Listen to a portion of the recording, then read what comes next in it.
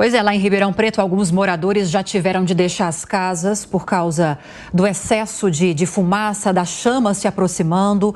O aeroporto da cidade foi fechado. Vamos até lá para a gente ouvir a Marisa Cury. Marisa, bem-vinda mais uma vez. Bom dia para você. Como é que está a situação agora por aí? Bom dia para você também, para todos que nos acompanham. Eu tive que voltar para o ambiente interno, né? Me resguardar um pouco aqui, eu e minha equipe, porque a gente estava nas ruas registrando aí imagens da destruição durante as queimadas, né? As rodovias, as margens estão comprometidas, nós pegamos congestionamento, nós pegamos parte da pista interditada e agora nós chegamos aqui numa base mais segura, né? E achei melhor fazer esse link aqui do ambiente interno de uma das casas que disponibilizou esse espaço para a gente fazer essa participação aqui.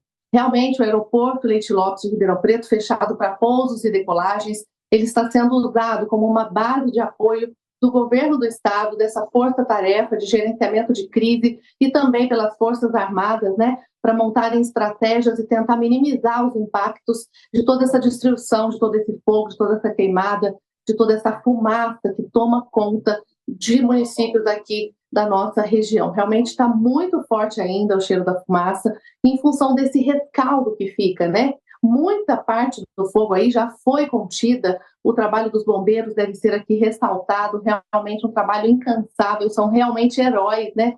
Que tentam preservar as vidas, que tentam salvar o meio ambiente diante desse cenário de destruição que a gente vive. Mas aqui, andando pelas rodovias, como eu estive agora há pouco, a gente vê muito aquele rescaldo, chamas ainda já controladas em algumas partes, outras não, mas aquela fumaça ainda subindo, né, e tomando conta do céu aqui da nossa região. São várias as cidades. Eu passei próximo a alguns municípios e realmente todos eles muito comprometidos, não só Ribeirão Preto, Jardinópolis, Brodowski, Cravinhos, toda essa nossa região muito comprometida mesmo. Os pousos e decolagens, como eu falei, foram interrompidos, alguns condomínios com pessoas tendo que sair das suas casas, os shoppings, né, também fechados, tiveram que ser esvaziados ontem no final da tarde, às 6 horas da tarde os shoppings foram todos evacuados, as pessoas estavam respirando aquela fumaça que entrava nos ambientes, e aí fecharam todos os shoppings. Hoje, pelas ruas da cidade, a gente percebe muito movimento parado, todo mundo em casa se resguardando,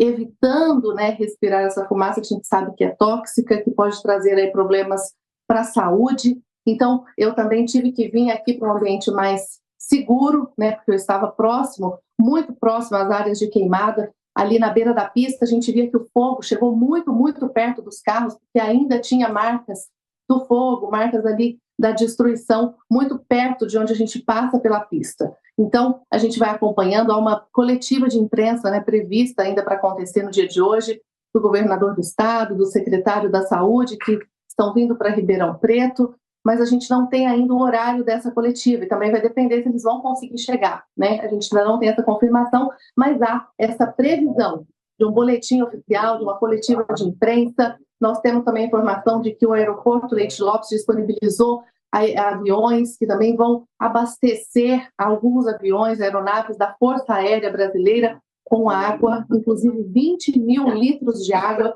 serão disponibilizados para que essas aeronaves possam sobrevoar as áreas de queimada e tentar amenizar um pouco essa situação. O cenário por aqui ainda é muito inseguro, muito incerto, a gente tem medo, né, insegurança, a população está vivendo um momento de muita insegurança, a gente não sabe o que pode acontecer. O que trouxe um pouco de alívio, um pouco de esperança para os moradores é que a cidade registrou alguns pontos de chuva, né? Uma chuva modesta, são poucos pingos ainda, mas que trazem sim um pouco de esperança para quem vive esse cenário aqui. Lívia. Uma chuva mais desejada. Olha só o tempo seco.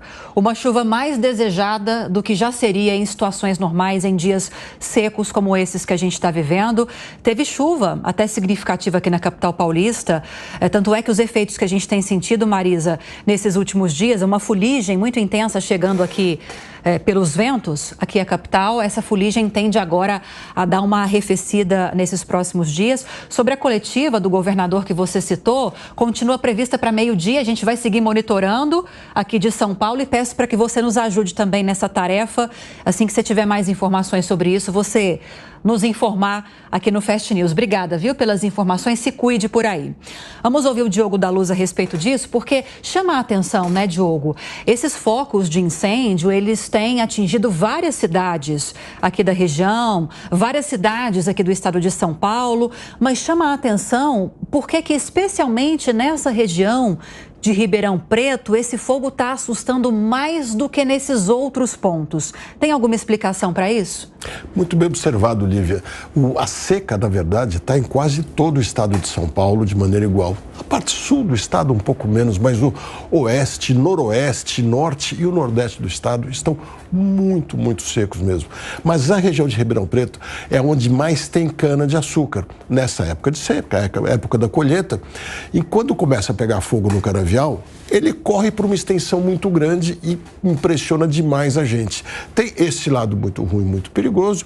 O lado um pouco melhor é que ele sempre está definido pelos chamados carreadores, são aquelas passagens, avenidas largas para passar os caminhões, tratores, etc., que dali dá para se fazer um trabalho de fogo de encontro para combater e tentar estancar o problema. Mas quando são muitos focos, a gente cai num outro problema.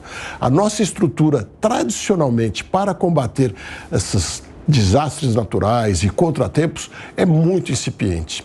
Se a gente comparar, por exemplo, com a Austrália, que tem apenas 26 milhões de habitantes, eles têm 3 vezes mais bombeiros entre voluntários e profissionais do que nós temos no Brasil inteiro. A Austrália tem quase o tamanho do Brasil, mas muito menos gente morando lá e grande parte que é deserto, que se pegar fogo também eles deixam acontecer. Aqui nós precisaríamos pensar em médio e longo prazo, nos estruturarmos melhor para combater os incêndios e todas as intempéries climáticas que não são poucas, a gente sabe.